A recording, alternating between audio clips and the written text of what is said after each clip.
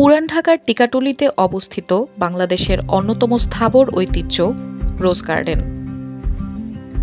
প্রাচীন এই ভবনটি ১৯৭০ সাল থেকে নাটক ও টেলিফিল্ম শুটিং স্পট হিসেবে ব্যবহৃত হয়ে আসছে।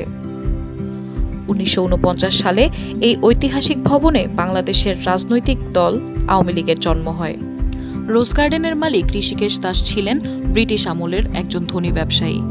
সাধারণ পরিবার থেকে উঠে আসায় ঢাকার খানদানি পরিবারগুলোতে তেমন পাত্তা পেতেন না ঋষিকেশ দাস। কথিত আছে যে একবার তিনি জমিদার নরেন্দ্র নারায়ণ রায় চৌধুরীর বাগানবাড়ি বলথা গার্ডেনের এক জলসায় গিয়ে অপমানিত হয়ে ফিরে আসেন। এরপরই তিনি রোজ গার্ডেন প্যালেস তৈরির সিদ্ধান্ত নেন। সিদ্ধান্ত অনুযায়ী ১৯৩১ সালে পুরান ঢাকার ঋষিকেশ দাস রোডে একটি বাগানবাড়ি তৈরি করা হয়।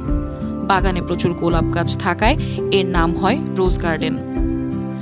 ভবনটি সজ্জিতকরণের কাজ শেষ হওয়ার আগেই ব্যবসায়ী ঋষিকেশ দাস আর্থিকভাবে দেউলিয়া হয়ে যান। ১৯৩৭ সালে তিনি রোজ গার্ডেন প্যালেসটি খান বাহাদুর আব্দুর রশিদের কাছে বিক্রয় করে দিতে বাধ্য হন। প্রাসাদটির নতুন নাম হয় রশিদ মঞ্জিল।